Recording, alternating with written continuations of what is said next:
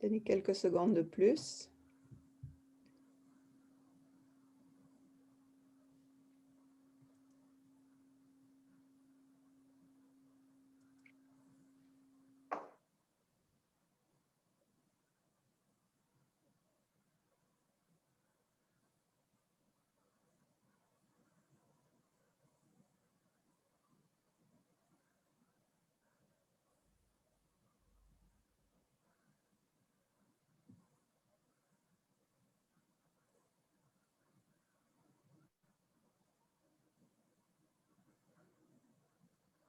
James, I think we'll start now and let other people trickle in. Alors, bonjour à tous nos participants et participantes aujourd'hui. Bienvenue à ce webinaire de TI Canada. Je me présente, je suis Susan Côté-Freeman, je suis la présidente du conseil d'administration de TI Canada et je siège aussi au conseil d'administration de l'Organisation internationale de TI. Et avant de dire quoi que ce soit d'autre, je voulais souligner que les terres depuis lesquelles je vous parle aujourd'hui font partie du territoire traditionnel non cédé du peuple Anishinaabe algonquin. Alors, avant de passer là, au vif du sujet, je voulais vous dire un mot ou deux sur TI Canada pour ceux et celles d'entre vous qui ne connaissaient pas bien TI. Nous sommes la section canadienne de Transparency International, qui est la coalition mondiale de lutte contre la corruption. Et on travaille ensemble avec une centaine de sections nationales qui sont présentes à travers le monde. TI Canada est un organisme canadien, un organisme à but non lucratif enregistré. On a un petit secrétariat à Toronto et TI Canada est géré par un conseil d'administration qui est composé de bénévoles. Notre financement, et je vous dis ça parce que tout le monde nous pose la question, notre financement provient des frais d'adhésion de nos membres, de financement qu'on obtient pour des projets particuliers, soit par les fondations ou d'autres bailleurs. Et le financement provient aussi de nos supporters, qu'ils soient individuels ou les sociétés. Alors, notre mission à nous, c'est de lutter contre la corruption au Canada en faisant la promotion de législation plus stricte, une plus grande responsabilité des gouvernements et des organisations, et évidemment, la protection des lanceurs d'alerte. L'éducation est un autre élément clé de notre mission, et parce qu'on veut améliorer la compréhension du public en matière en ce qui a trait aux besoins de transparence et pour démontrer les effets négatifs de la corruption au Canada et à l'étranger. Et plus récemment, nos plaidoyers au cours des 2 ou 3 dernières années ont porté plus spécifiquement sur la mise en application de la loi canadienne sur la corruption d'agents publics étrangers et sur le problème du blanchiment d'argent au Canada. Alors, pour plus d'informations au sujet de TI Canada, je vous encourage à aller voir notre site web, transparencycanada.ca. Je crois que James va afficher ça dans la fenêtre chat dans un moment. Et n'hésitez pas à nous écrire, à nous poser des questions. Alors voilà, c'est affiché. Un bref mot sur le fonctionnement d'aujourd'hui. On est en mode webinaire, ce qui veut dire que ceux qui participent ne peuvent pas parler, mais vous pouvez nous envoyer vos questions via la boîte, via le Q&A qui devrait se trouver au bas de votre écran. On vous encourage aussi à utiliser la fenêtre de conversation pour échanger des commentaires ou des sites, des documents que vous voulez partager avec les autres. Mais nous vous prions de respecter les règles normales de courtoisie.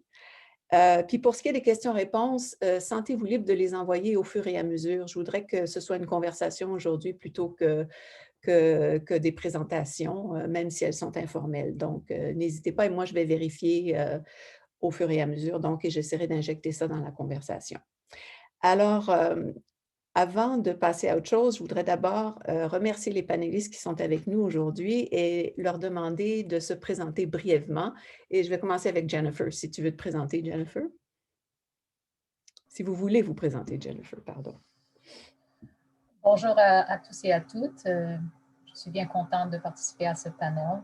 Je suis professeure à la section de droit civil de l'Université d'Ottawa Je spécialise particulièrement dans le droit pénal des entreprises, ce qui m'amène à avoir un intérêt assez aigu pour toutes ces questions liées à la corruption et à la criminalité qui impliquent les entreprises, parce que c'est des joueurs très importants dans l'économie et donc sont présents dans les questions de corruption et de la lutte anticorruption. Je m'intéresse également au droit pénal général et au droit corporatif de la gouvernance des entreprises. Merci, Jennifer. Jonathan? Merci, Susan. Bonjour à toutes et à tous. Jonathan Légaré, associé, directeur et fondateur de Vidoc, un cabinet canadien spécialisé en enquête complexe, criminalité financière, en gestion des risques de réputation, vérification diligente, lutte au blanchiment d'argent. Je suis également un ancien de la GRC, analyste enquêteur. Je traite des dossiers de corruption, fraude de masse, fraude financière, manipulation boursière. J'ai également, excusez-moi le parcours que j'ai également été enquêteur, chef pour 2 volets de la commission Charbonneau, dont le volet qui touche la ville de Montréal. Et je pense que ça résume bien mon parcours. Et Julie, à vous. Merci, Suzanne. Bonjour à tous. Julie Dufresne, je suis journaliste à Radio-Canada et plus particulièrement affectée à l'émission Enquête depuis maintenant presque 5 ans. Ancienne correspondante parlementaire aussi à Québec et Ottawa. Et je me suis invitée, ou enfin j'ai été cordialement invitée à cette présentation, notamment parce que notre équipe, mon réalisateur Luc Tremblay et moi, avons fait 2 reportages dans les 2 dernières années qui touchent à la corruption et au blanchiment d'argent, agents facilitateurs, dont je vous parlerai un petit peu plus tard, sur les courtiers immobiliers et leur rôle dans le blanchiment d'argent au Canada, et un autre aussi sur Bombardier et les jets d'affaires et toute la question des biens mal acquis. D'accord. John? Merci, Susan. Je m'appelle John Sipnowicz. Je suis chef de service juridique d'une compagnie maritime qui s'appelle CSL. Et je suis aussi le président du conseil de Maritime Anti-Corruption Network, un réseau des amateurs qui lutte contre la corruption maritime. Et je siège aussi au conseil d'administration de TI Canada. Merci à vous tous. Je voulais signaler aussi, vous voyez sur une des tuiles sur l'écran le nom de James Cohen. James est notre directeur général, Transparency International Canada. Son français est, disons qu'il travaille encore à améliorer son français, donc il m'a donné la tâche de modérer le panel aujourd'hui, mais j'espère que peut-être d'ici pas trop longtemps, ce sera lui qui pourra le faire. Alors, et bon, avant d'entrer dans le vif du sujet, je voulais faire une brève mise en contexte pour ce qui est de la corruption au Canada. Je pense que le Canada se voit généralement comme un pays où il n'y a pas tellement de problèmes de corruption. Puis c'est vrai qu'il y a pire quand on regarde l'indice de perception de la corruption. Il y a une longue liste sous le Canada. Mais ça ne veut pas dire qu'on peut être complaisant par rapport à cette situation-là au Canada parce qu'il y en a des problèmes. Et malheureusement, quand on regarde l'indice de perception de la corruption cette année, pour la 2e fois, le Canada a perdu sa place parmi les 10 premiers. Donc, il s'est placé au 11e rang sur 180 pays et avec un score de 77 sur 100. Alors, derrière des pays comme le Danemark et la Nouvelle-Zélande, qui généralement font toujours figure de bon élève à l'IPC. Un autre rapport de Transparency International qui a été publié en octobre 2020 classait le Canada parmi les 15 pays de l'OCDE dont la mise en application de la loi sur la lutte contre la corruption est limitée, ce qui veut dire pas très robuste. Puis pendant ce temps-là, on voit au Canada des manchettes régulièrement sur le blanchiment d'argent au Canada et ce qu'on appelle, nous, le snowwashing, une expression qui est utilisée un peu partout maintenant. Il y a en ce moment une commission d'enquête en Colombie-Britannique où on étudie ce problème de blanchiment d'argent. Il y a eu aussi, en août 2020, un rapport de l'Institut de gouvernance qui est basé à Bâle, en Suisse, qui fait un indice du blanchiment d'argent tous les ans. Et cet indice-là classait le Canada 94e sur 141 pays dans ce classement annuel. Le score de risque du Canada était de 4,68 sur 10 et 10 représente le risque le plus élevé. En fait, l'Estonie, l'élève le piètre dans tout ça, le piètre élève dans tout ça avait un score de 2,68. Donc, il y a vraiment place à l'amélioration à ce point de vue-là. Donc, c'est comment dire, un portrait assez mixte au Canada. Et je veux lancer la discussion avec nos panélistes en leur demandant, est-ce qu'on a un problème de corruption ou non au Canada? Jonathan, est-ce que tu veux lancer la discussion? Est-ce qu'on a un problème de corruption? Oui. On a surtout un problème, je pense, de prendre conscience. Puis là, je veux juste séparer peut-être le Québec du reste du Canada. On essaie de ne pas faire ce genre de séparation-là, mais le Québec a eu une commission d'enquête que tout le monde connaît, a mis en place de nombreuses structures dans les 10, 13 dernières années pour s'attaquer à la corruption et à la collusion. Dans ma pratique, avec mon expérience, on voit des problèmes aussi grands, sinon plus grands, par exemple, dans la grande région de Toronto, où il y a disons, des anomalies au niveau de la relation entre certaines municipalités, des développeurs immobiliers, mais il n'y a pas de prise de connaissance, de conscience à proprement dit, soit des décideurs, soit des médias sur le fait qu'il peut y avoir un problème, puis tout part de là. Au niveau de l'application de la loi, on réalise qu'il n'y a pas non plus de ressources qui est mis, soit par la GRC quand la GRC s'occupe de la police provinciale, soit par l'OPP. Il y a un petit vent d'espoir avec la création en Ontario du SFO. On va leur donner une chance, mais je vous dirais que dans un premier temps, ça prend une réalisation qu'il peut y avoir des problèmes. Pour l'instant, on vit un peu dans un mirage. Mm-hmm. Jennifer, qu'est-ce que vous répondez à cette question? Je pense qu'une des difficultés lorsqu'on parle de problème, c'est qu'on caractérise la chose comme étant un état d'affaires auquel on devrait remédier pour toujours. Et je pense que s'il y a une chose que l'histoire nous enseigne et que si on observe les meilleurs pays au niveau de la mise en application des lois, c'est de comprendre que, tout comme la criminalité de manière générale, les problèmes de corruption vont continuer à survenir dans des contextes différents, dans des environnements différents, peut-être avec une plus grande subtilité, une nuance. Et donc, il faut plutôt envisager que la lutte anticorruption, c'est quelque chose à laquelle on va continuer à œuvrer. Il faut simplement développer des outils pour pouvoir s'ajuster et s'adapter en conséquence. Bon, il y a toujours un retard par rapport aux stratagèmes qui sont utilisés. Et je pense qu'il faut aussi souligner le fait qu'il y a un spectrum de comportements et pas tous les comportements sont susceptibles d'être sanctionnés par le droit pénal parce qu'on a aussi tendance à faire une assimilation entre les comportements problématiques et le recours au droit pénal. Mais je pense que c'est plus utile d'envisager que, comme toute question de gouvernance et de bonne pratique, il y a un spectrum de comportements et il y a différents mécanismes par lesquels il faut l'atteindre, mais ce n'est pas quelque chose qu'on va terminer.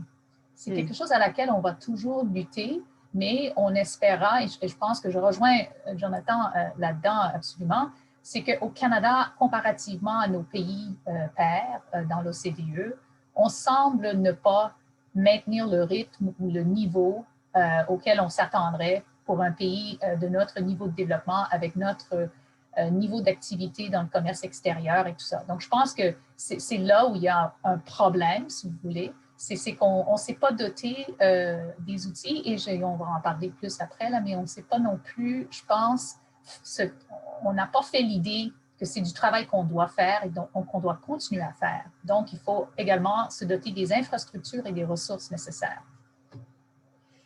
Julie, qu'est-ce que c'est votre point de vue à vous par rapport à tout ça? Vous n'êtes pas une experte de la corruption, mais vous avez investigué des problèmes de corruption. Quel est votre point de vue par rapport à cette question-là? Bien, je pense que ceux qui sont familiers avec l'émission Enquête savent que malheureusement ou heureusement, On a souvent eu l'occasion de faire la démonstration qu'il existe réellement au Canada et au Québec des problèmes de collusion, de corruption et de blanchiment d'argent. Notre dernier reportage en était malheureusement encore une fois un exemple criant. Et j'abonde un peu dans le sens de Jonathan. Je pense qu'un des problèmes, c'est la conscientisation. C'est notre travail, nous, les médias, de mettre en lumière ce genre de situations-là qui ne sont pas faciles à illustrer, malheureusement, faute de données, ce dont on pourra peut-être reparler plus tard aussi, ou faute d'exemples flagrants ou qui illustrent le phénomène concrètement dans l'esprit des gens, des contribuables canadiens. Donc, il reste encore beaucoup à faire, je pense, tant du côté des médias, mais aussi dans l'application, probablement, et les moyens à donner aux autorités pour pouvoir, je ne dirais pas régler ce problème-là, parce qu'il va toujours exister, mais peut-être faire mieux au Canada. D'accord, merci. Et John, votre point de vue à vous comme chef de la conformité, quelqu'un qui travaille dans le domaine des affaires? Moi, je travaille, comme j'ai dit, pour une compagnie maritime internationale. Alors, il existe de nombreuses régions du monde où il est très difficile d'obtenir un permis ou d'effectuer un simple acte administratif sans être confronté à une demande de paiement corrompu. Le Canada ne fait pas partie de ces pays, ça c'est sûr. Mais nos navires transitent au Canada sans aucune demande illégale.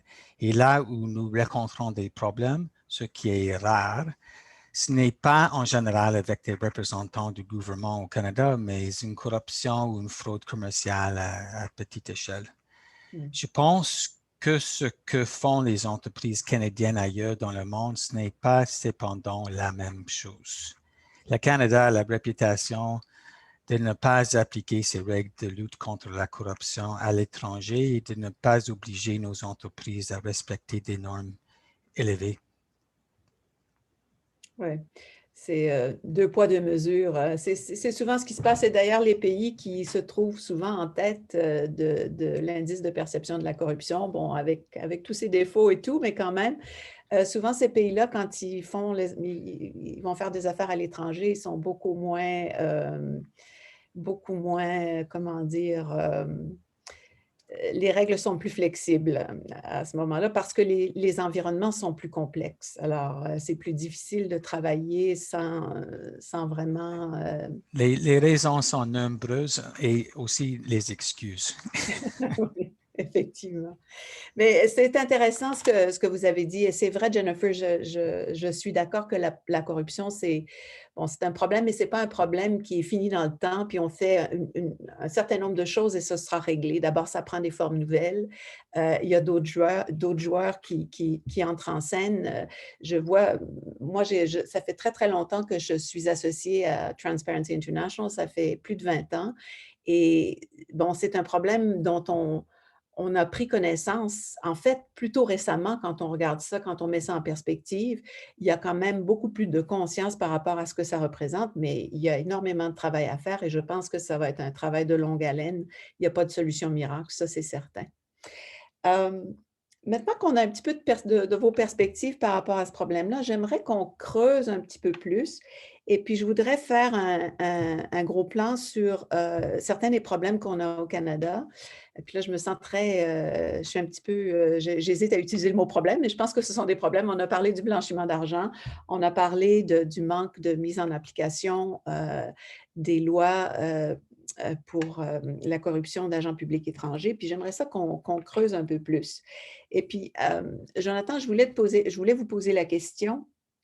Le blanchiment d'argent au Canada, quelle est l'ampleur du problème? En fait, on ne sait pas vraiment. Il y a eu des chiffres qui ont été donnés pour la Colombie-Britannique dans le domaine immobilier. On parlait de, je pense, 5 milliards de dollars, des trucs comme ça. On voit des nombres qui flottent ici et là, mais on n'a pas vraiment une idée très précise. Qu'est-ce que vous en pensez, vous, de l'ampleur du problème? Commençons par les bonnes nouvelles. C'est toujours agréable de commencer par les bonnes nouvelles. Les bonnes nouvelles, c'est qu'on en parle beaucoup plus. Je dirais, depuis 2 ans, 3 ans, le travail de Julie de l'émission Enquête a amené la représentation. Il y a une prise…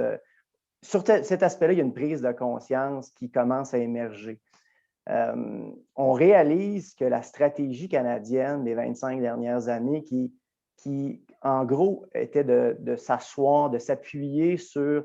les déclarations d'opérations douteuses faites à CANAF en disant les institutions financières vont déclarer, les entités assujetties vont déclarer, et ça va nous protéger, nous, Canadiens, du blanchiment d'argent. Je pense qu'on réalise maintenant que ce n'est pas le cas et là, il faut passer à un autre niveau. Quand on regarde les chiffres qui sont donnés par la police canadienne, d'un côté sur ce que les organisations policières canadiennes font, donc l'exemple récent que j'avais mentionné dans les médias du Québec, on parlait de saisie bon an, mal an, de blocage de 10 millions. Quand on regarde les chiffres du Service canadien de renseignement criminel, on parle pour le Canada de blanchiment d'argent qui irait entre 45 et 113 milliards par année pour le Canada. Pour le Québec, juste un petit calcul, règle de 3 avec le PIB, ça donne entre 7 et 20 milliards de dollars par année qui seraient blanchis ici. 10 millions qui est bloqué, saisi comme produit chaque année. C'est environ 1 dollar pour 700 $ à 2000 $ blanchis. Donc, ça démontre à quel point ce qu'on fait à l'heure actuelle en matière d'application de la loi pour la lutte au blanchiment d'argent, c'est l'équivalent de ne rien faire du tout. Bonne nouvelle, je pense que même au sein des organisations policières, il y a une prise de conscience.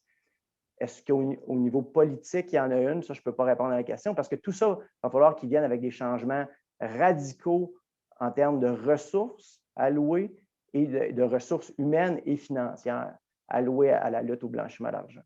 Mm-hmm. Et on dit aussi qu'il y a une question de ressources par rapport à ça parce qu'il faut il faut des connaissances beaucoup plus spécialisées que celles qu'ont la GRC en ce moment ou que d'autres forces policières ont, n'est-ce pas? C'est pas comme... c'est un peu différent. Il faut savoir comment retracer les fonds et être spécialisé, non? Pas d'accord? Je mettrais un bémol. À l'heure actuelle, avec la loi existante, il y a des équipes dédiées, motivées, qui font le travail.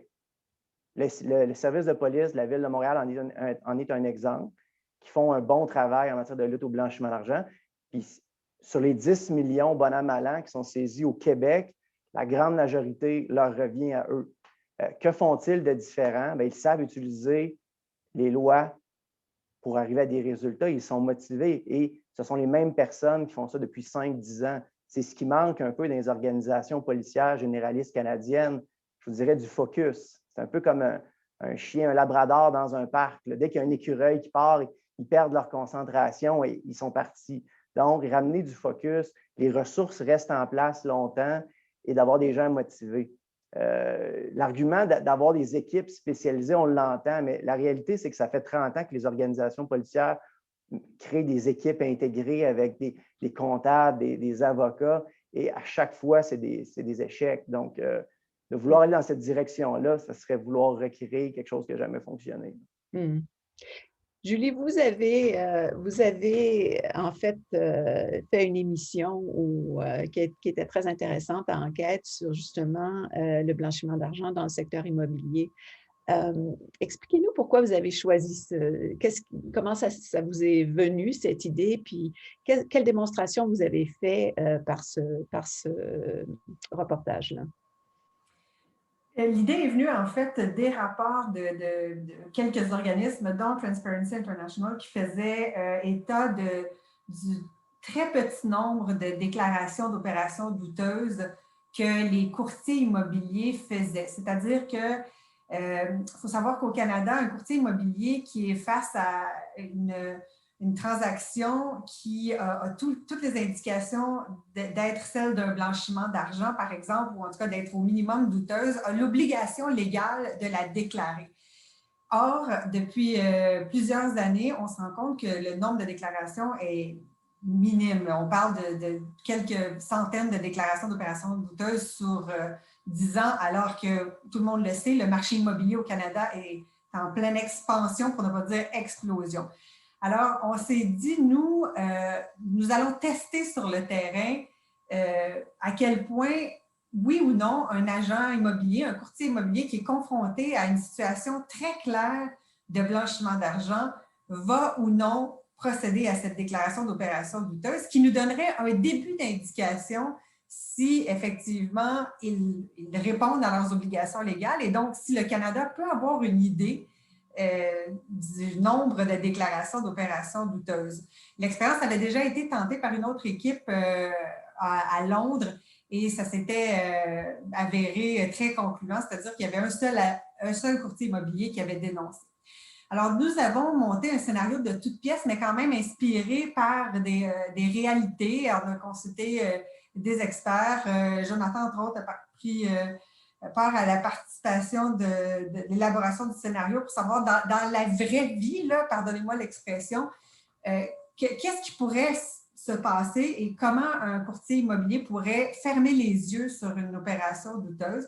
Donc, on a créé un personnage de toute pièce, un homme qui allait visiter des condos luxueux, des condos et des propriétés luxueuses à Montréal, en déclarant clairement au courtier immobilier qu'il avait gagné beaucoup d'argent en vendant de la drogue, en cachant cet argent dans des paradis fiscaux, qu'il avait fait de la prison, donc il avait été reconnu coupable pour ces crimes-là, et qu'aujourd'hui, il voulait prendre cet argent-là, l'investir dans l'immobilier à Montréal, mais sans que son nom n'apparaisse dans aucune des transactions, que ce soit plutôt sa copine, sa soi-disant copine, qui, elle, allait signer des documents sous le nom d'une compagnie. Donc, il allait y avoir aucune possibilité de retracer le nom du personnage fictif et de le lier à la transaction.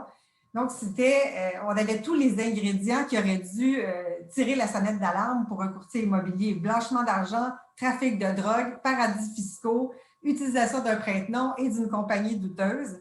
Et on l'a testé auprès de 5 courtiers immobiliers qu'on a choisis au hasard, qui évidemment s'occupaient de propriétés de luxe. Et malheureusement, tous les courtiers immobiliers sont tombés dans le piège, en fait, ou ont accepté de fermer les yeux. Et ce n'est pas parce qu'on ne leur a pas donné de chance. On a fait une première tournée dans laquelle on leur a expliqué le scénario qu'on voulait faire.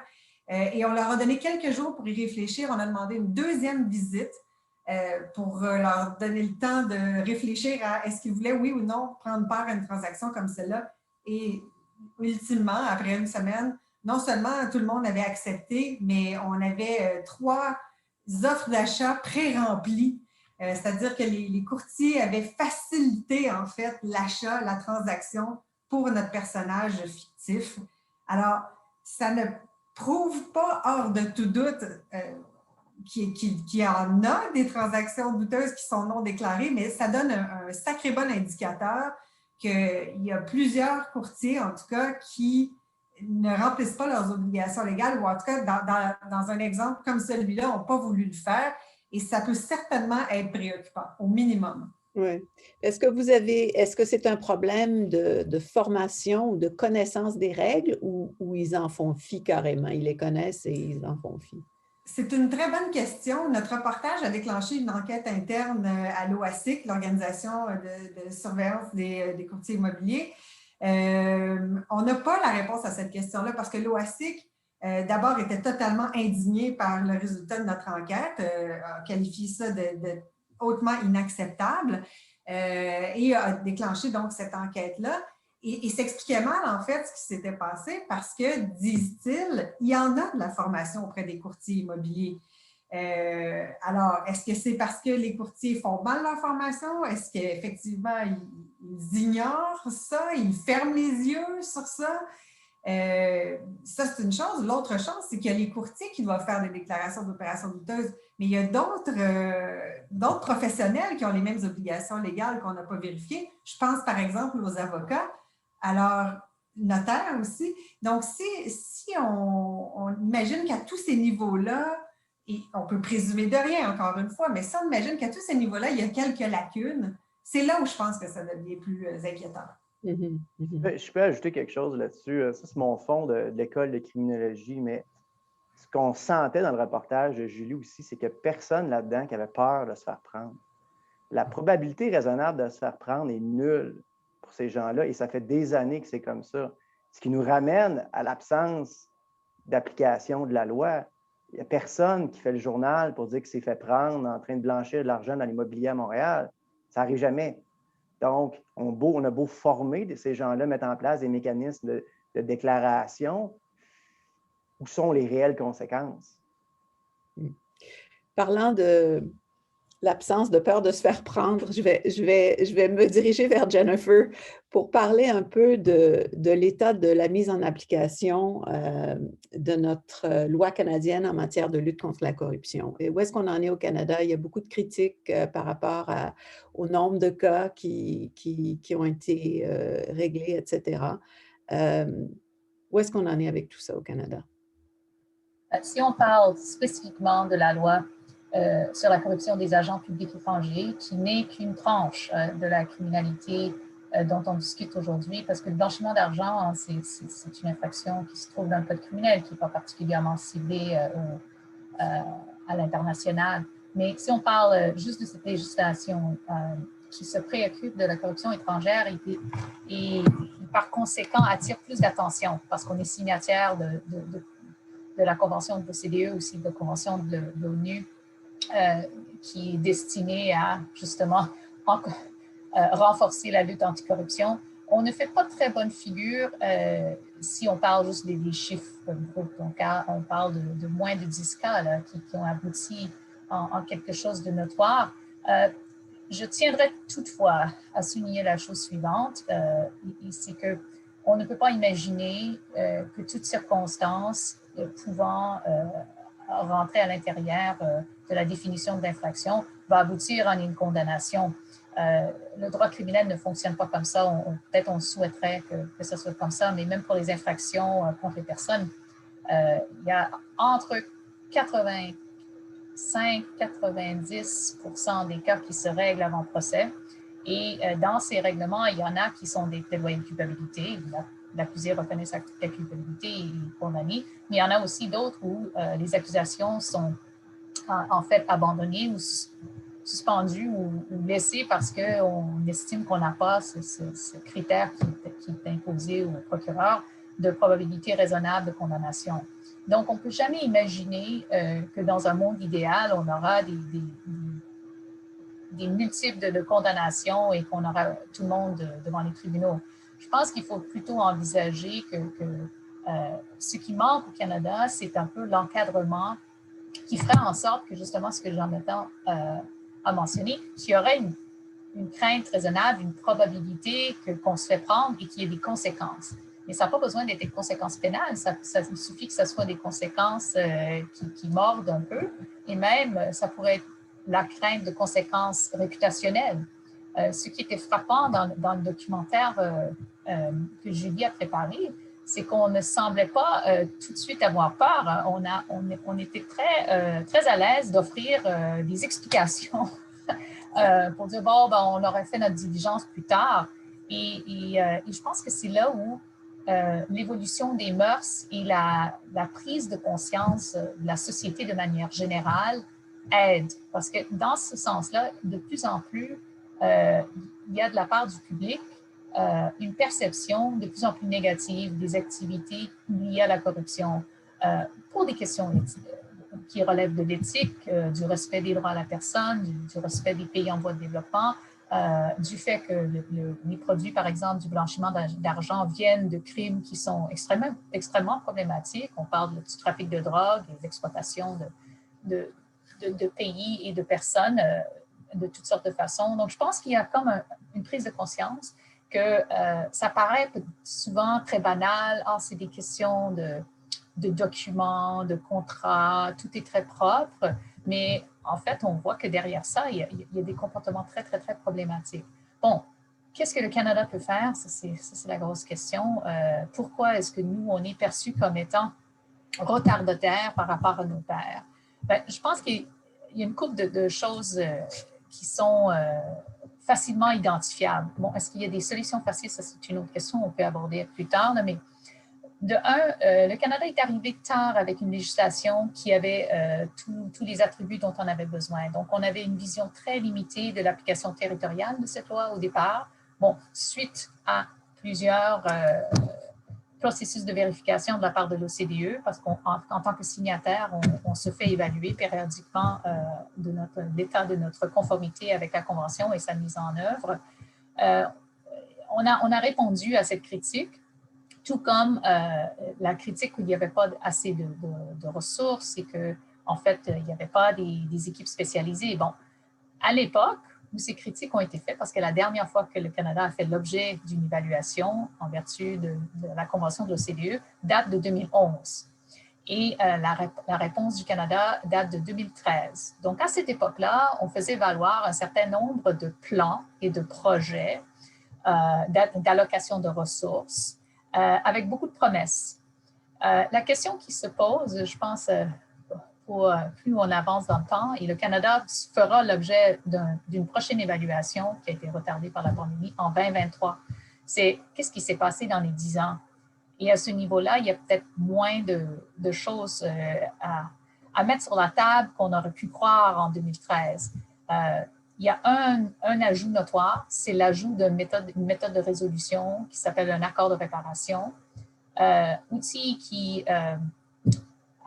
à peu près 2 ans et demi maintenant que c'est en vigueur dans le code criminel, à part le cas très, très, très publicisé de SNC-Lavalin, dans lequel, en fait, un accord n'a pas été négocié, cet outil demeure inutilisé, ou du moins, il n'y a aucun indice d'où ça vient. On a entendu quelques échos de la part de la GRC et du service des poursuites qui ont comme politique de jamais commenter les enquêtes en cours, que peut-être il y a des choses qui se discutent. Mais on n'a toujours pas vu vraiment des indices que ça va aboutir en quelque chose. Et je pense que tant que ça ne s'est pas eu lieu, le bénéfice, si vous voulez, éducatif et instructif de dire voilà ce qui se passe, voilà comment ça peut se régler, voilà l'intérêt de le faire et pas attendre les poursuites criminelles, n'a pas encore été fait.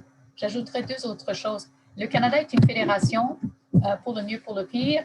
Ça veut dire qu'au niveau de la justice criminelle, il y a une division de responsabilité entre les provinces et le fédéral. Et en ce qui a trait aux infractions dont on discute aujourd'hui, la corruption étrangère, par exemple, relève des procureurs fédéraux, alors que le blanchiment d'argent, typiquement, va relever des procureurs provinciaux. Vous voyez tout de suite qu'il y a 2 paliers de gouvernement, 2 services de poursuite qui souvent vont traiter de dossiers semblables. Il y a déjà eu de la collaboration par le passé, mais je pense que ce qui manque, c'est un meilleur arrimage entre ces services et une capacité de miser l'expertise développée peut-être dans une juridiction au bénéfice des autres. Alors ça aussi, c'est des choses qu'il faudrait développer. Et en appliquant là-dessus, mon deuxième observation, c'est que pour le moment, la corruption étrangère, comme phénomène, et surtout dans son expression par rapport à notre conformité avec des conventions, nous n'avons pas d'autorité ultimement redevable et responsable pour la mise en application. Et je pense que ça crée un problème qu'il n'y a pas vraiment un endroit où on pourra dire, voici les personnes qui sont responsables, voici le visage, si vous voulez, de la lutte anticorruption au Canada.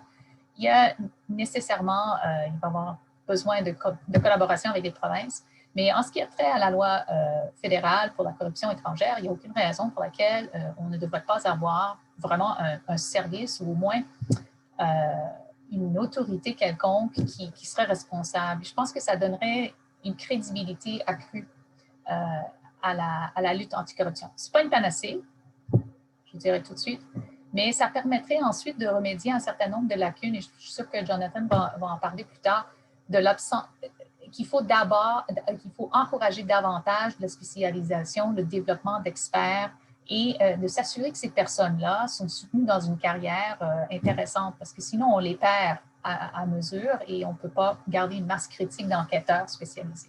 Je m'arrêterai là pour le moment. D'accord. Et il y a quelqu'un, un participant ou une participante qui ont posé la question par rapport à quels sont disons, les moyens législatifs ou réglementaires supplémentaires qui sont proposés pour toucher ces problèmes-là. Et on va en parler un petit peu plus, un peu plus loin dans la discussion. Mais je voulais donner la parole à John parce que, John, vous êtes responsable de la conformité au sein de votre entreprise. Vous aussi œuvrez dans une initiative bénévole de lutte contre la corruption pour votre industrie. Qu'est-ce que ça représente pour vous? Au Canada, ça se présente comment pour vous, la prévention de la corruption, et est-ce que ça pose des défis particuliers? Mais je vais être un peu plus optimiste que mes collègues, mais parce que je pense que les entreprises canadiennes prennent la question de plus en plus au sérieux. L'expérience de SNC-Lavalin était un réveil pour de nombreuses entreprises, ainsi que les modifications à la loi canadienne visant à supprimer les paiements de facilitation. De nombreuses entreprises ont maintenant des programmes de conformité là où elles ne l'avaient pas auparavant. Les entreprises se regroupent des fois pour partager les meilleures pratiques, comme le réseau Montréal pour l'intégrité qui a regroupé 20 entreprises à Montréal pour partager les meilleures pratiques. Et bien sûr, Transparency International Canada qui cherche à travailler en étroite collaboration avec les entreprises. Comprenons que la corruption est à la fois un problème d'offre, tout comme c'est un problème de demande. En effet. Et vous ressentez ça beaucoup à l'étranger, j'imagine, vous allez travailler dans des endroits où la corruption est plutôt endémique et il faut vraiment… Oui, et je dois dire que c'est compliqué. C'est très compliqué. Et c'est pour ça que je trouve que c'est très important au Canada on a chez nous des systèmes qui permettent les entreprises de s'informer, de se former pour s'assurer une meilleure pratique des entreprises à l'étranger qui n'existe pas tout à fait maintenant, mais en même temps, comme je dis, je vois du progrès. C'est bien. Je voudrais qu'on retourne un petit peu à la question du blanchiment d'argent. Et nous, à TI Canada, on a beaucoup travaillé au cours des 2 ou 3 dernières années sur nos plaidoyers ont porté sur l'établissement ou la création de registres de bénéficiaires effectifs publics et d'un registre pan-canadien.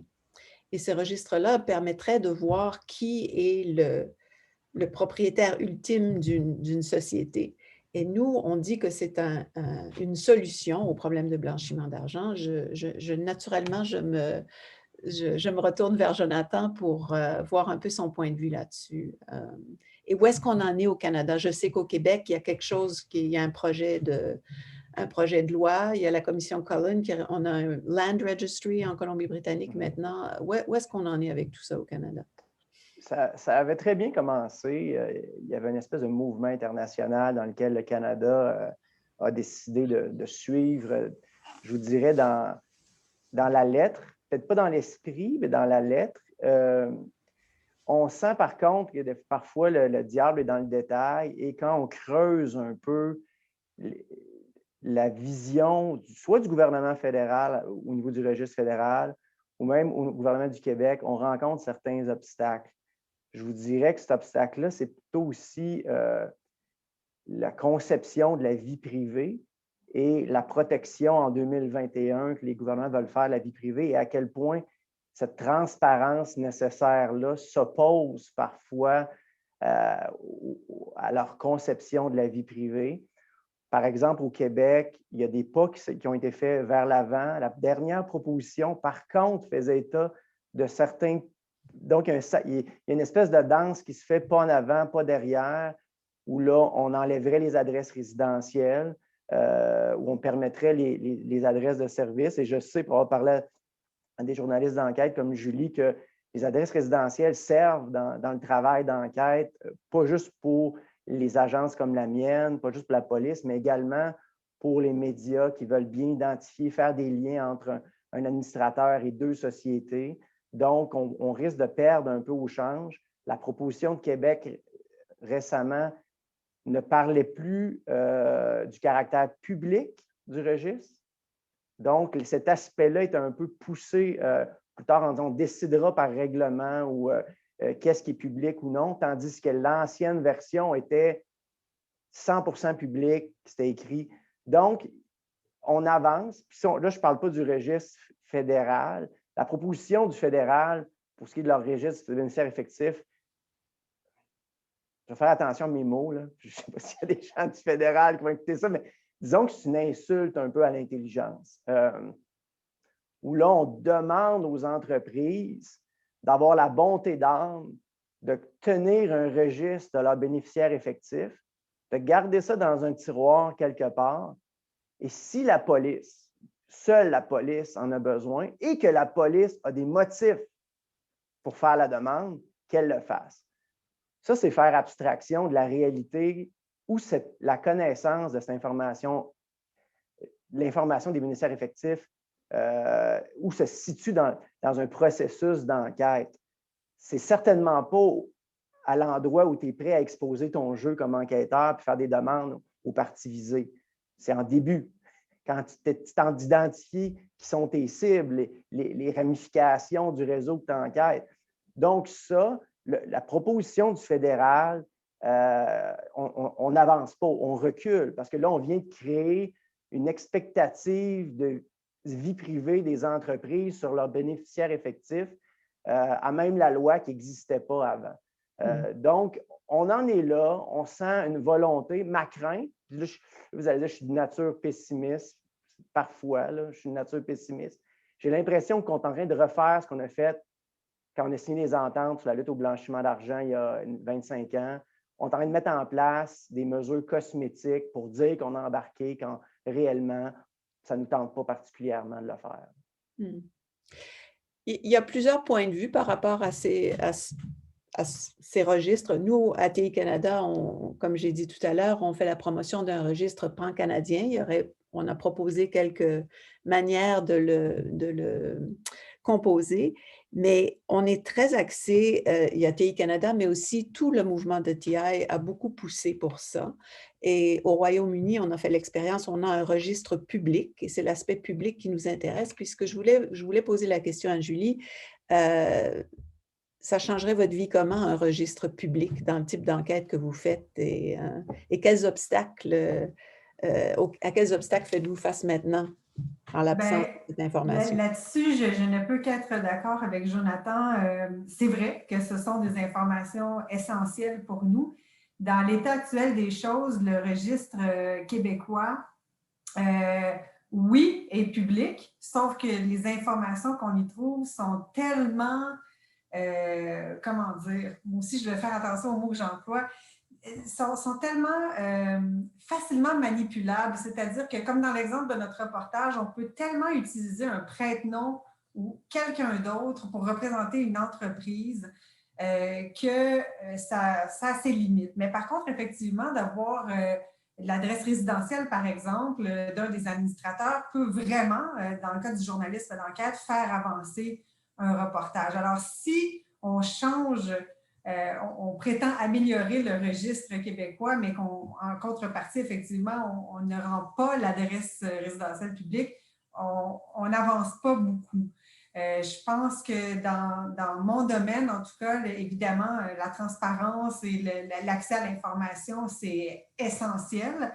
Et je ne voudrais pas me prononcer sur le registre pan-canadien ou québécois, lequel serait mieux.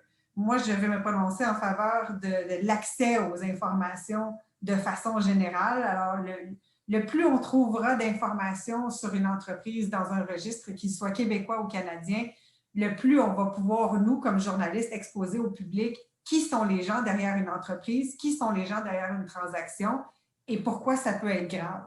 Et je dois dire, juste ajouter un point sur ce que Julie a dit. Quand on parle souvent on va entendre, c'est important qu'ils fassent leur vérification diligente, qu'ils fassent les différentes parties impliquées.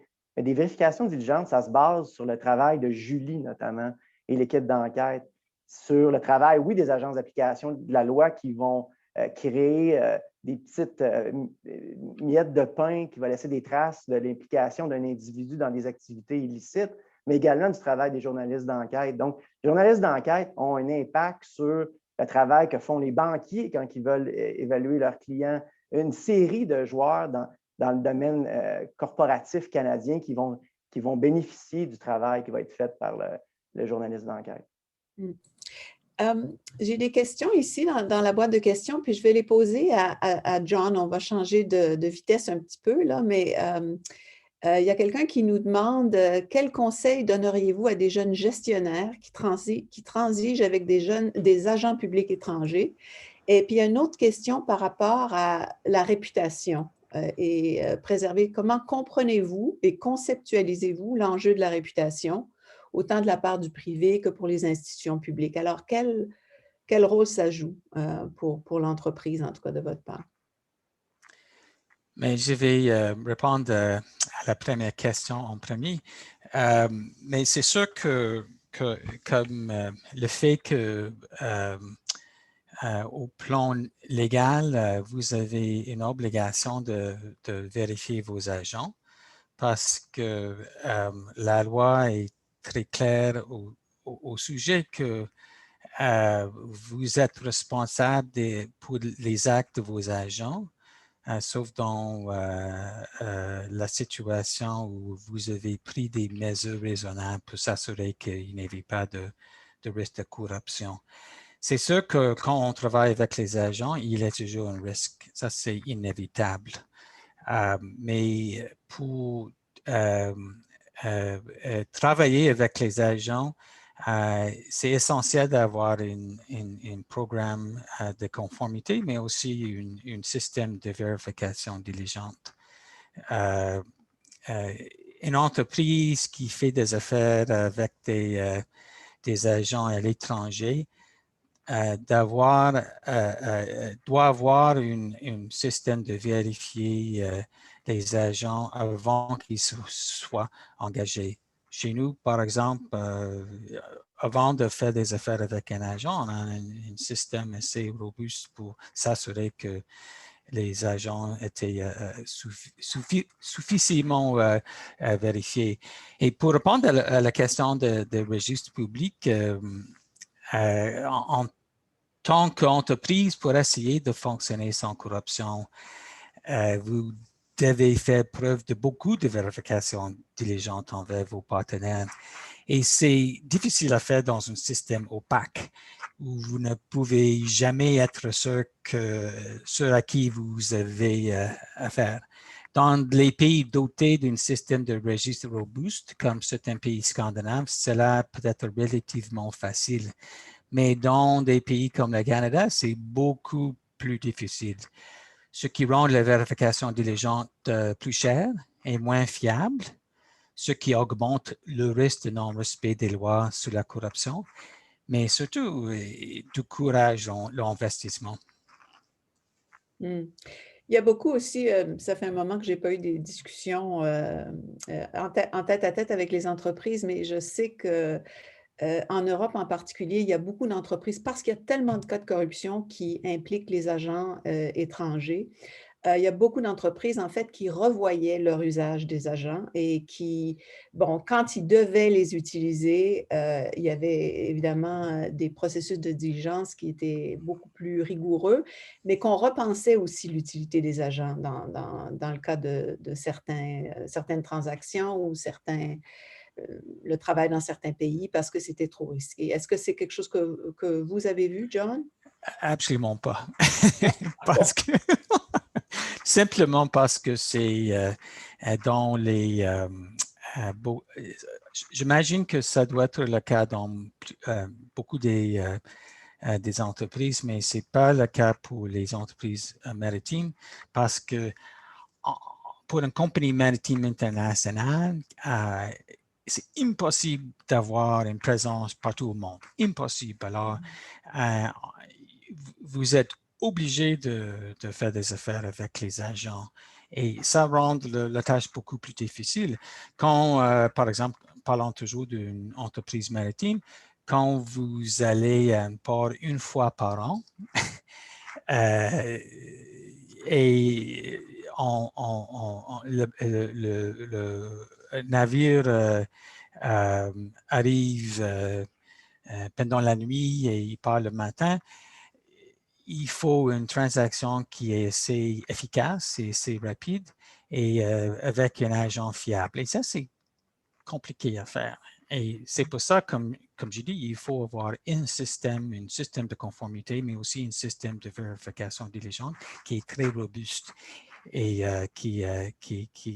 pour être sûr que vous êtes capable de faire des transactions comme telles sans risque de corruption. Je ne veux pas dire, Susan, il y a beaucoup d'entreprises qui repensent l'usage des agents, mais je dois dire que la réalité pour beaucoup des entreprises et beaucoup des industries, ils n'ont pas de choix. Ils n'ont pas le choix, en effet. Ils n'ont pas le choix, mais si je peux me permettre, on a constaté, nous, dans le cas de notre reportage sur les jets d'affaires de Bombardier, qu'ils peuvent avoir un processus de vérification diligente, mais à quel point est-ce que ça fonctionne quand on a vu, par exemple, que Bombardier faisait affaire en vendant des jets d'affaires de 50 millions de dollars à des personnages comme les frères Gupta en Afrique du Sud qui ont dû fuir leur pays parce qu'ils étaient... ils font face à une commission d'enquête pour corruption et collusion. Le processus de vérification diligente n'est pas garant de... Absolument, absolument. Ouais, comme le seul outil, ce n'est pas suffisant. Et c'est pour ça, en fait, qu'on créé le Maritime Anti-Corruption Network parce qu'il fallait avoir beaucoup plus dans notre, comment on dit ça, dans notre arsenal, comment on dit ça? Pour battre la corruption. C'est sûr que la vérification diligente seule, c'est jamais une solution à 100%, ça c'est certain. Ça, c'est un peu mon département, les vérifications diligentes, mais je dois dire qu'il y a aussi un aspect très... est-ce qu'on répond avec une solution en adéquation avec le problème? Il y a des vérifications diligentes qui font Factiva, WorldCheck, ça coûte environ peut-être 50 $. Oups. Jonathan, on t'a perdu. Est-ce que vous êtes tous là? Oui, dommage, c'est intéressant ce que Jonathan a oui, raconté. Moi, je vais profiter du fait qu'il gèle parce que je pense qu'il y a une chose qui ressort clairement de ce que John dit, et c'est important à souligner pour les jeunes, là, c'est qu'il y a une raison aussi pour laquelle le devoir de diligence repose sur plusieurs personnes. Cette redondance est par exprès. Parce qu'il est possible qu'à tout moment, la vigilance, elle est moins importante pour un aspect ou un autre. Mais l'idée, c'est que collectivement, on devrait repérer des problèmes et surtout s'il y a plusieurs qui vérifient, chacun un peu selon les règles de sa profession. Il n'y a pas tout le monde qui vérifie exactement les mêmes choses. Mais des fois, ce qui se passe, on appelle ça un problème d'action collective. Hein. Ça se produit dans d'autres milieux. C'est lorsque on sait qu'il y en a d'autres qui vérifient, des fois, ça va parfois encourager les gens à tourner des coins ronds, dire est-ce qu'on a vraiment besoin de faire autant de diligence? Je dirais aux jeunes, parce que j'ai déjà été à votre place, jeune avocate, c'est important de prendre au sérieux son travail de diligence et si votre voix intérieure, dans votre fort intérieur, ça vous semble que ça ne marche pas, là, il ne faut surtout pas avoir peur de le dire.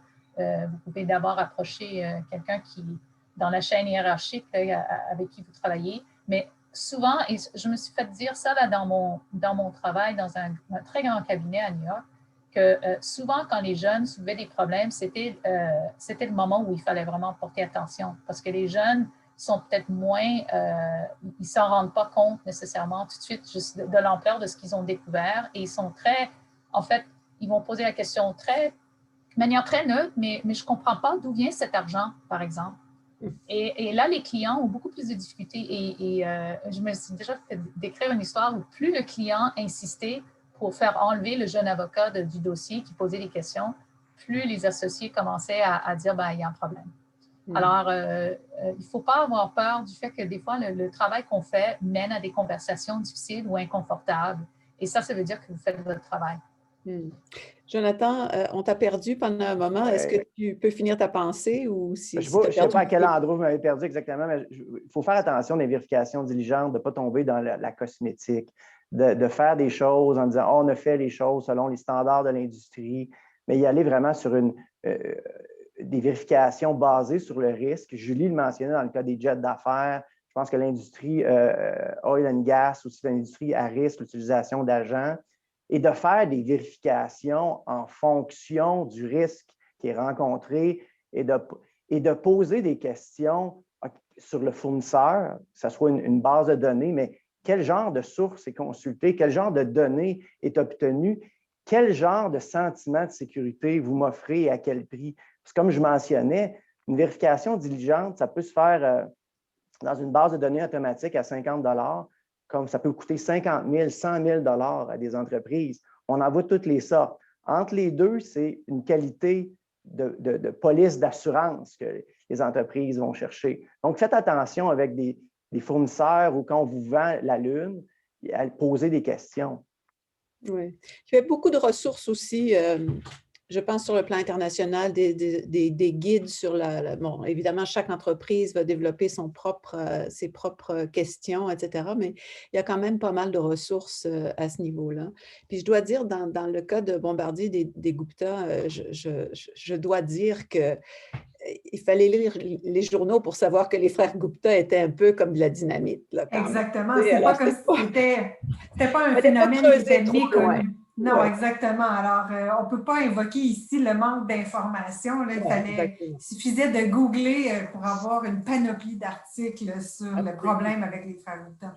Je voudrais revenir à vous, Jennifer, parce que on a parlé un petit peu tout à l'heure de l'application faible de la loi canadienne sur la corruption d'agents publics étrangers. Vous avez aussi fait allusion à un nouvel outil dans l'arsenal canadien. Puis j'aimerais ça qu'on en parle un petit peu plus parce qu'on a travaillé un peu ça ensemble. On a un nouveau document qu'on va afficher ici Mais si vous pouvez nous parler de ça un petit peu, donc les accords de réparation. Alors, les accords de réparation qui ont le nom Remediation Agreement en anglais pour ceux qui se demandent, qui malheureusement a un sens ambigu, mais c'est essentiellement l'équivalent d'un DPA ou un Deferred Prosecution Agreement, accord de poursuite suspendu. Ça fait partie du Code criminel maintenant, la partie 22.1. Ça a été en fait présenté en Chambre, voilà, 3 ans dans un budget omnibus. Ça a été adopté en juin 2018 et déjà à l'automne, en septembre 2018, on a entendu parler des premiers échos de tentatives de négociation. Mais je mettrai ça de côté pour le moment parce que beaucoup de gens connaissent de près ou de loin ce qui s'est produit par après avec SNC-Lavalin. Mais en fait, beaucoup moins de gens connaissent vraiment c'est quoi le régime et qu'est-ce qu'on a adopté réellement. La raison pour laquelle on a un mécanisme de résolution, parce que c'est ça ce que c'est un mécanisme de résolution d'accusations criminelles, c'est parce qu'on s'est rendu compte que, un peu à l'instar d'autres pays qui ont fait l'expérience avant nous, dont les États-Unis, la Grande-Bretagne, mais ensuite d'autres pays aussi, qui n'ont pas forcément une version dans le droit pénal, mais une version équivalente au civil, quand je pense à la France aussi. C'est un mécanisme pour faciliter la résolution et il faut dire résolution ici, ça ne veut pas dire nécessairement que ça disparaît. Une manière d'arriver à une résolution qui avance l'intérêt public et permet aussi à ceux qui font face aux accusations de les régler et de les encourager par ailleurs de venir chercher à régler avant d'attendre les accusations. Alors, au bout du compte, c'est un mécanisme qui permet une discussion sur plusieurs points qu'on considère comme importants. Et d'abord, bon, c'est quelle est la nature du comportement dont il est question, quelle est son envergure, qui a été impliqué dedans, quels sont les pays ou les industries affectées. Et ensuite, on verra, mais quelle est la réponse quelles sont les conséquences appropriées à ça. La grosse différence entre un accord de réparation et un plaidoyer de culpabilité avec une proposition conjointe de peine, qui est un peu ce qu'on utilisait auparavant et qui, par ailleurs, est quelque chose qu'on utilise de manière fréquente dans le droit pénal de manière générale, c'est qu'ici, on n'aura pas de condamnation. Donc, on suspend les accusations, il n'y a pas de condamnation. Mais ceci ne veut pas dire qu'on n'a pas de conséquences. Mais la finalité recherchée dans un accord de réparation, on peut dire qu'il y a toujours un élément de dissuasion, il y a toujours un élément de dénonciation, parce que c'est quand même des accusations criminelles. On veut signaler le sérieux, on veut signaler aux autres. Ça, ce n'est pas des choses qu'on devrait faire. Mais en outre, on cherche aussi, et je pense que c'est le plus important honnêtement, une réhabilitation et une voie vers des pratiques meilleures à l'avenir. Donc, dans cette optique-là, c'est très axé sur qu'est-ce que l'entreprise, parce que c'est uniquement accessible aux entreprises, qu'est-ce que l'entreprise a fait en réponse? Une fois que la situation de corruption a été découverte, qu'est-ce qu'on a fait? Qu'est-ce qu'on a fait en réaction? Quelles sont les structures qu'on a changées? Est-ce qu'on a adopté des politiques? Est-ce qu'on a congédié des personnes? Est-ce qu'on a réaménagé notre formation en matière d'éthique? Est-ce qu'on a changé le leadership? Tout ça est tenu en compte. Et l'idée, c'est de dire, ben, oui, il faut répondre à ce qui s'est produit, mais beaucoup plus important, c'est qu'est-ce que vous allez faire pour l'avenir? Et l'idée derrière une résolution qui suspend les accusations, c'est de dire, alors là, on vous donne une chance de faire le ménage. On ne va pas vous assommer avec une condamnation pénale qui a des conséquences, notamment la disqualification à soumissionner pour des contrats publics. Donc, pour ceux qui connaissent, il y a un programme au fédéral. Il y a également aussi des programmes dans chaque province et même dans des villes. Au Québec, c'est géré par l'Autorité des marchés publics maintenant, mais aussi des politiques sur qui est éligible à soumissionner pour la Ville de Montréal et les grandes villes. Alors, c'est des conséquences importantes, mais on va dire, on vous donne cette chance, mais si jamais ça revient, ben là, on va prendre ça en considération parce que vous avez eu une chance et en principe, on ne sait pas, il n'y a pas de règle écrite. En principe, on comprend de la directrice actuelle des poursuites pénales qu'il n'y aurait pas une deuxième négociation d'accord de réparation. Bon, il faut bien voir, là. Mais on croit que c'est une manière plus efficace de régler des cas de corruption qui sont des situations difficiles à déceler, de un. De deux, à faire enquête et d'amasser des preuves. Ça prend énormément de temps.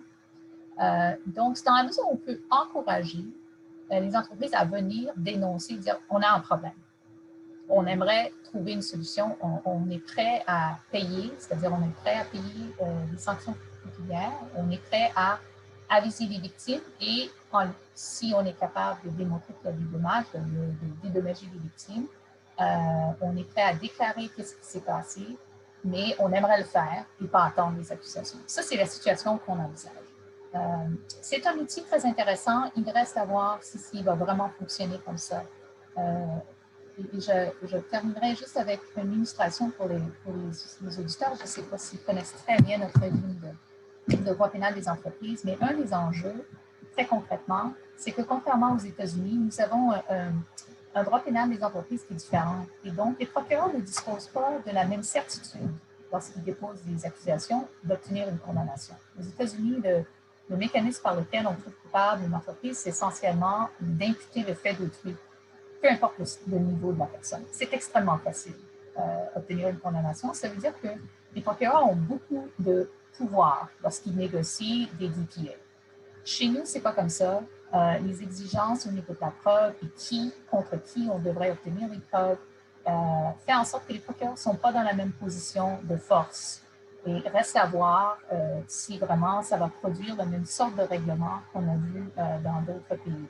Mais je pense sur le plan international et sur le plan d'avoir un système qui est comparable à d'autres enjeux, je pense que c'est important qu'on soit à la table et qu'on soit doté des outils que nos pairs dans le monde de l'OCDE se disposent également. Parce qu'on aimerait, si possible, faire partie, si jamais c'est le cas, d'une négociation qui implique plus qu'un pays, par exemple, comme ça a été le cas pour Airbus. Il y avait plusieurs juridictions ensemble. Mais c'est parce qu'ils se disposaient tous d'outils comparables.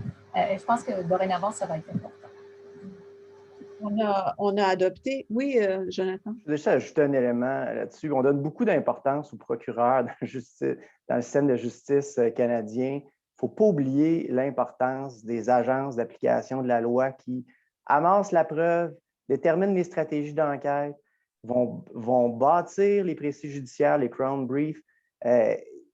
Si eux décident qu'ils ne montreront pas de preuves sur des entreprises, le procureur, son rôle devient mineur sur la décision ou non d'enquêter. Il peut demander des compléments d'enquête, mais je peux vous dire que ça, Jennifer, j'en ai déjà parlé, la culture des agences d'application de la loi canadienne, c'est de ne pas, déjà que c'est difficile de monter des dossiers en matière de criminalité financière, de ne pas aller ajouter le fardeau de faire la démonstration que l'entreprise est impliquée en soi. Donc, le problème, c'est qu'à la clé, au niveau statistique, l'utilisation des accords de réparation va devenir un peu l'exception dans le régime qu'on a. Oh, mais ça, c'est absolument le cas. Et je pense qu'il y a deux précisions à ajouter. J'ai fait allusion à ça. Donc, on ne pourra pas tout faire aujourd'hui. Mais c'est sûr que si on se fie uniquement sur le droit pénal, comme stratégie de lutte anticorruption, là, ça ne va jamais livrer la marchandise.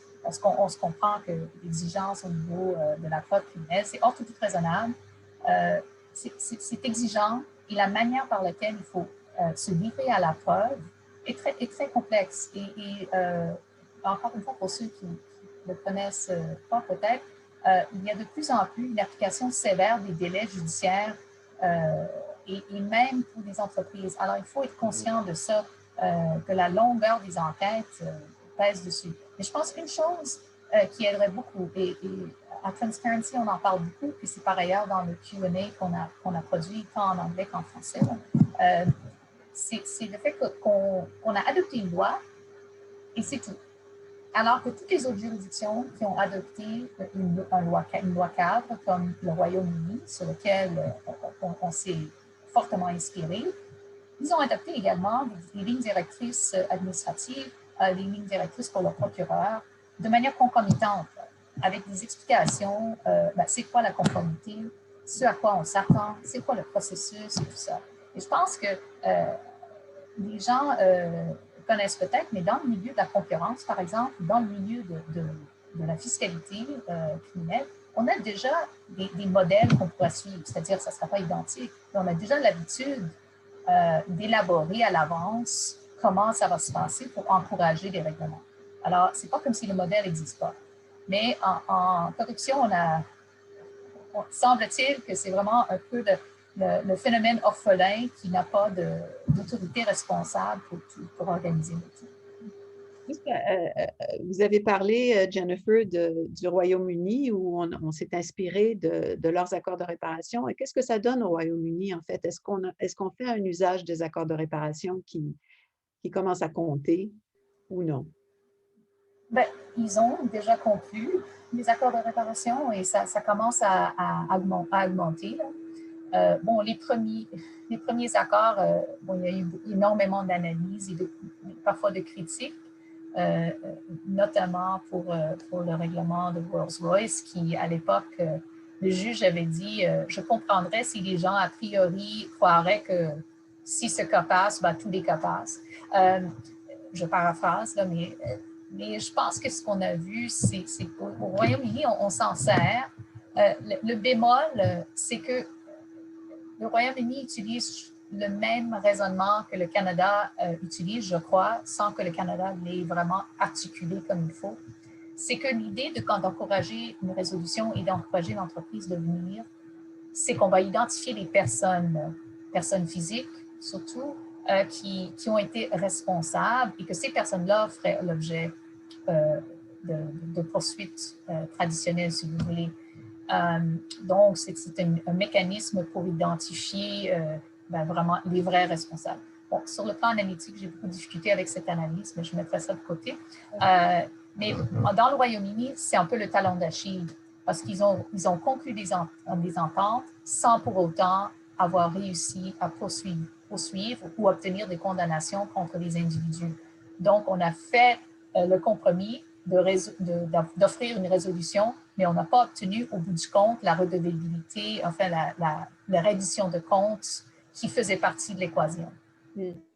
Je voudrais retourner à John parce que quelqu'un avait posé la question par rapport à l'aspect réputationnel et l'importance de la réputation. Puis peut-être que c'est le moment, John, de parler à ce que ça représente pour vous et au niveau de votre initiative sectorielle avec l'industrie maritime.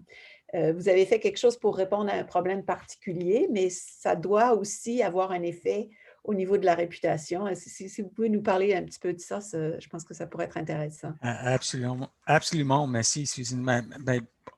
Pour commencer, juste pour expliquer un peu qu'est-ce que c'est notre réseau, c'est le Maritime Anti-Corruption Network, un réseau mondial d'amateurs et d'opérateurs dirigé par l'industrie ouvrant pour une industrie maritime exempte de corruption qui permet un commerce équitable au profit de la société en général. Il a été créé en 2011 par un petit groupe de compagnies maritimes pour s'attaquer à un problème qui est endémique au transport maritime international depuis des siècles, la corruption au port. La navigation est extrêmement vulnérable à la corruption. Chaque jour dans le monde, des navires entrent et sortent des ports.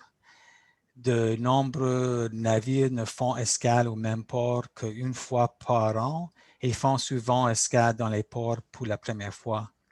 Le transport maritime est également fortement réglementé, nécessitant une inspection minutieuse par les autorités du port et les douanes, et où les retards souvent peuvent être extrêmement coûteux. Chaque fois qu'un navire fait escale dans un port, c'est l'occasion d'un paiement illégal.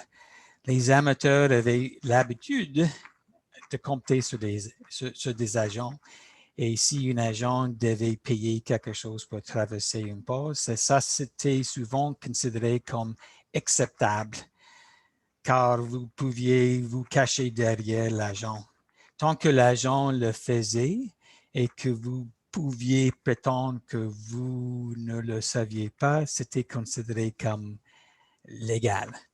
De plus, la plupart des pays, y compris le Canada, avaient une exemption pour les paiements de facilitation, mais c'était coûteux, chronophage, faux et dangereux pour les hommes et les femmes confrontés à ces demandes corrompues. La loi britannique anticorruption promulguée en 2010 a supprimé cela. Elle a rendu le principal responsable des actes de ses agents, à moins qu'ils ne prennent des mesures raisonnables pour les empêcher. Et elle a rendu les paiements de facilitation illégaux. Les amateurs avaient un problème. Comment pouvaient-ils se confronter à cette loi et continuer à fonctionner dans certaines des régions les plus difficiles du monde? Ils ont décidé de se réunir et de s'entendre sur une approche commune et d'utiliser leur pouvoir d'achat pour opérer des changements. MACN. Nous sommes passés de 6 armateurs à plus de 140 et nous représentons désormais la moitié de l'industrie mondiale du transport maritime. Et nous sommes devenus l'un des exemples les plus éminents d'action collective pour lutter contre la corruption. Nous fonctionnons de trois manières. Nous utilisons notre pouvoir d'achat collectif pour parler d'une seule voix. Nous partageons les meilleures pratiques et les outils pour améliorer la conformité et lutter contre la corruption. Et nous nous engageons dans des actions collectives dans des régions du monde particulièrement difficiles. Le succès que nous avons eu, incluant le canal de Suez, connu officieusement sous le nom de canal de Marlborough, parce que vous ne pouviez pas le transiter sans donner des cartouches de cigarettes. Nos membres transitent désormais par le canal de Suez sans corruption. L'Argentine, où vous ne pouviez pas dédouaner un navire pour charger du grain sans paiement supérieur à 100 000 US dollars, ou en collaboration avec une partenaire locale, nous avons pu modifier le système d'inspection afin que de telles demandes ne se produisent plus et le Nigeria où nous avons créé un système de dénonciation et formé les fonctionnaires du board. Nous avons un système de report d'incidents qui nous a permis d'enregistrer plus de 40 000 incidents grâce à nos membres pour aider à éduquer et préparer les capitaines avant qu'ils ne fassent escale dans un port. C'est long, mais nous progressons régulièrement. Et John, comment vous assurez-vous en fait que les entreprises qui se joignent à vous ne le font pas simplement parce que ça donne un saut d'approbation? Très bonne question. En fait, au début, on a parlé énormément de cette question parce qu'on ne voulait pas avoir un réseau où, comme vous avez dit, les gens mettent la pancarte MACN à l'entrée du bateau sans aucune intention de faire quelque soit. Donc, on avait, parlant de la vérification diligente, on avait un système de vérification les compagnies qui voulaient s'abonner à notre réseau. Mais on s'est demandé qu'est-ce qu'on cherche actuellement? C'est quoi la question? Est-ce qu'ils avaient des problèmes dans le passé? Est-ce qu'ils ont des problèmes actuellement? Ou est-ce qu'ils ont l'intention de faire quelque chose, d'essayer de progresser? Et finalement, on a écarté l'approche de refuser les compagnies qui avaient des problèmes. En fait, on s'est dit, bon, en fait, il faut les compagnies qui ont des problèmes parce que c'est ces entreprises-là qui ont besoin d'une association comme la nôtre. Et c'est pour ça qu'on passe maintenant par un processus où on dialogue avec les entreprises qui veulent nous joindre. On pose des questions de c'est quoi la raison pour faire quelque chose? Pourquoi ils sont intéressés par notre réseau? Qu'est-ce qui peut ajouter à nos travaux? Qu'est-ce qui peut faire pour l'industrie pour lutter contre la corruption? Ce n'est pas 100% fiable, bien sûr, parce qu'on a des membres qui avaient des problèmes, qui continuent d'avoir des problèmes, et on a été forcé une ou deux fois à éjecter les membres parce que finalement, ils n'ont pas pris la question au sérieux. Mais la plupart tout le reste, nos membres sont sincères et se rendent compte que c'est un voyage. Et il y a des entreprises un peu partout au voyage. Il y a ceux qui commencent et ceux qui sont presque finis, et la plupart sont quelque part entre les deux. Effectivement. Ben, c'est intéressant. Écoutez, il est 1h23. Il y a une question d'un participant qui en fait correspond un peu à celle que je voulais poser à Jonathan au sujet de l'UPAC, parce que c'est la seule unité de son genre au Canada. Disons que son bilan est un petit peu mixte. Il y a eu beaucoup de manchettes dernièrement par rapport à l'UPAC, mais souvent dans les cercles d'anticorruption, on se dit « Ah, toutes les provinces canadiennes devraient avoir une autorité comme l'UPAC ». Qu'est-ce que vous en pensez, Jonathan? Je vais faire attention à ce que je dis. Il faut dire d'entrée de jeu que mon propos n'a rien à voir avec les gens qui sont actuellement présents à l'UPAC. Même des gens qui étaient là avant, il y a eu plein de bonnes personnes, il y a encore plein de bonnes personnes, plein de bons travailleurs à l'UPAC. Mais il faut réaliser que dans l'ensemble, dans les 10 dernières années, l'UPAC a été un échec. Si on parle que ça prend une note de 60% pour passer, là, je pense qu'on a en faire un échec. Mais il faut leur donner, par contre, des points où ils en ont obtenu. Où ils ont obtenu des points, l'UPAC, ça c'est important, c'est dans l'énergie, l'enthousiasme, la rapidité d'exécution. Le milieu de la criminalité financière, l'application de la loi en matière de criminalité financière est relativement oisif, disons-le, très sclérosé, plutôt un rythme très lent. Puis on va justifier que c'est de la complexité, que justifie ce rythme-là. J'ai été de l'intérieur, je peux vous dire qu'on on développe une espèce de rythme dans lequel on est confortable à opérer. L'UPAC est venu casser un peu cette culture-là. Là-dessus, bravo. Ils ont multiplié les opérations, les arrestations. Encore une fois, le diable est dans le détail. Là, c'est quand on creuse les techniques utilisées, l'expertise des gens qui étaient présents.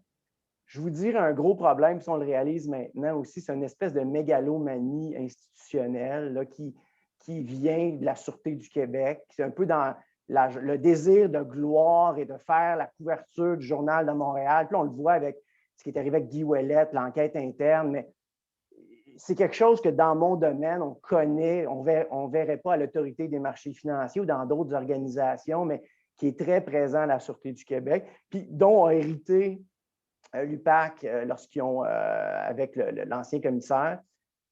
Je pense qu'ils ont appris de leurs erreurs, de nommer un commissaire dont le CV n'a aucune adéquation avec le travail. C'était une mauvaise erreur, c'était une mauvaise idée. De nommer un commissaire qui avait une certaine proximité politique, c'est la dernière chose que tu veux lorsque tu as une agence qui travaille la corruption. Idéalement, je vous dirais qu'un processus de nomination d'un commissaire, ce serait un candidat qui est dans une boîte, dans un sous-sol, qui n'a jamais sorti de la boîte, qu'on le sort, il ne connaît pas personne, il n'a jamais rencontré. Donc, on veut de l'indépendance. Disons que le choix de M. Lafrenière était particulier à l'époque. Et on a subi ça. Il faut dire, il y avait quelque chose dans l'eau en 2011. On disait de la première mouture de la commission Charbonneau, excusez mon québécois ici, que c'était une patente à gosse. Je vous dirais d'aller voir l'organigramme de l'UPAC dans ses premières années. On parle souvent, l'UPAC a fait une arrestation. Quand on creuse, ce n'est pas l'UPAC, c'est le service d'enquête de la corruption de la Sûreté du Québec. Il y avait une complexité structurelle. Je crois que récemment, ils l'ont énormément simplifié. Le positif, c'est que maintenant, Frédéric Godreau, ce que j'en connais professionnellement, a une humilité nécessaire et un CV qui lui donne une certaine crédibilité pour faire l'emploi. Est-ce qu'il va se débarrasser de cette mégalomanie institutionnelle? J'imagine que oui. Le problème qu'on va avoir, puis on le voit toujours en application de la loi où c'est cyclique, c'est que l'UPAC demeure une recette de 2011 pour s'attaquer à un problème de 2011, où ça faisait des années, des décennies qu'on n'avait pas fait le ménage. Par exemple, le dossier de Laval, c'est un dossier qui traînait ses bureaux de la Sûreté du Québec depuis le début des années 2000. C'était connu de plein de gens ce qui se passait à Laval. Là, on a mis une équipe, je pense qu'ils ont un budget de 45, 5, dans ces eaux-là, millions par année. On a des ressources pour s'attaquer à un problème. Là, est-ce qu'on est dans une situation où l'UPAC est une solution qui cherche un problème? Je vous pose la question, j'ai ma propre réponse. Ce qu'on sent, par contre, c'est un désir de l'UPAC. Je pense qu'il y a une prise ils réalisent eux-mêmes ça, qu'il y a un désir de l'UPAC d'élargir leur mandat, ce qui serait une bonne chose pour aller offrir ce qui manque peut-être au Québec ou dans d'autres provinces canadiennes, c'est-à-dire un corps de police dédié à des questions de criminalité financière, cybercriminalité plus complexe. Et je pense que la dernière présentation que l'UPAC avait faite dans le cadre du livre vert au Québec allait dans ce sens-là. Il y a un désir. C'est une question de survivance aussi, de survie pour l'UPAC aussi. Ils ne pourront pas justifier leur budget, leur existence, leur structure. Je vous dirais que si j'avais une recommandation aussi à leur faire, c'est de se débarrasser de tout l'aspect de la vérification, puis de devenir une boîte de renseignement et d'application de la loi et de l'enquête. Jonathan, il faut que je vous interrompe. Ce que je retiens de tout ça, c'est qu'il y a des bonnes leçons à tirer de l'expérience de l'UPAC. Je voudrais donner tout le monde à tout le monde la chance en 15 secondes. Là. S'il y a quelque chose qu'on peut faire pour améliorer, pour donner, comment dire, du muscle à la lutte contre la corruption au Canada, qu'est-ce que ce serait? Une mesure. Qui veut se lancer? Je peux peut-être mettre la table avec quelque chose d'assez simple. On parlait de la conscientisation des contribuables, des électeurs. Malheureusement, tout est politique, ou heureusement, encore une fois. Je pense que pour pouvoir faire changer les choses, il va falloir que la classe politique prenne le problème au sérieux. Je parle au niveau tant provincial que fédéral. Puis, je le dis en mettant un peu mon chapeau d'ancienne correspondante parlementaire. Les reportages comme ceux qu'on a fait parfois C'est beaucoup de réactions du public, mais pas beaucoup du politique. Le public se sent plus touché maintenant que, par exemple, le prix de l'immobilier est en train d'exploser au Canada. Ça, je pense que ça peut éventuellement faire pression sur le politique. Quand les gens vont commencer à dire aux politiciens « on ne veut plus de situations comme celle-là », ça peut faire bouger les choses. Effectivement. Oui, je vais aller dans le sens de Julie. Je pense que le défi, c'est de faire comprendre aux gens l'impact sur leur quotidien, que ce soit en matière de corruption. Pourquoi est-ce qu'on a mis une tour de 26 étages devant leur résidence qui cache leur vue? Bien, quelque part, il y a des sommes qui ont été données pour accepter l'inacceptable. Pourquoi il y a des entreprises qui se posent la question, mais je concurrence une entreprise, il n'y a jamais de client qui rentre. Pourquoi? Il y a peut-être une question reliée au blanchiment d'argent. Le prix de l'immobilier ici à Montréal ou à Toronto, Vancouver, c'est impossible pour les jeunes de penser à acheter une première propriété, de faire le lien avec la criminalité financière, le laxisme du gouvernement. Puis si un jour il y a assez de pression sur les décideurs, ça sera ça. Là. Puis il y aura des changements mais ça prend une prise de conscience et qu'on mette des actions réelles, pas du saupoudrage comme on fait à l'heure actuelle. Parce que c'est ce qu'on fait, on annonce des petits programmes de la GRC, des petites opérations, un petit 5 millions ici, c'est rien. Là. Ça prend il y a une réelle prise de conscience et des moyens à la hauteur du problème. Jennifer, un mot de la fin? Bien, il y a beaucoup de choses qu'on pourrait dire, mais pour être très simple, comme j'ai réitéré, il faut ce qu'on se pose, mais quelle est la finalité recherchée? Dans la mesure où la finalité recherchée, c'est vraiment d'encourager des pratiques plus durables, plus éthiques et qu'on fasse affaire différemment. Je pense que John a évoqué les difficultés réelles que confrontent les entreprises qui aimeraient bien faire. On ne pourrait pas envisager que c'est quelque chose qui est imposé par l'État. C'est quelque chose qui doit être fait avec la participation des entreprises et la participation de ceux qui se trouvent dans le milieu, également des groupes de personnes affectées par la corruption. Et comme ça, on a une conversation plus utile. Parce que ce n'est pas vraiment le show d'arriver, d'arrêter, d'imposer des grosses sanctions. Ce qu'on aimerait, c'est d'encourager un niveau meilleur de manière de gérer. Et dans ce sens-là, je dirais qu'il y a une conversation qui doit avoir lieu, c'est pour une autre fois, entre le droit pénal des affaires actuellement et le droit des affaires. Et souvent, il n'y a pas tout à fait une cohérence de message entre ce qu'on dit est acceptable sur le plan de la gestion et qu'est-ce qui est exigé du droit corporatif vis-à-vis ce qu'on aimerait voir comme comportement vis-à-vis les interdictions pénales. Non? Travailler ensemble. Bon. La collaboration. Entreprise, gouvernement et société civile. Pas nous et eux, mais tout le monde. Parce que nous avons tous intérêt à bien faire les choses. Oui, ça paraît simple, mais c'est effectivement quelque chose que TI essaie de faire et je pense qu'on devrait tous faire plus. Écoutez, il est 1h33. Je voudrais remercier infiniment nos panélistes, John, Julie, Jennifer et Jonathan pour leur contribution aujourd'hui. Je veux remercier aussi les participantes et les participants pour leurs questions. J'espère qu'on va pouvoir faire d'autres rencontres comme ça en français parce qu'on n'en fait pas assez.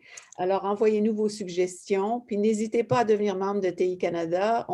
Plus on aura de membres francophones, plus on pourra organiser des événements comme ça. Donc, n'hésitez pas. Merci à tous et puis bonne fin de journée. Merci. Merci, Susan. Merci, au revoir. Au revoir. Au revoir. Merci, au revoir.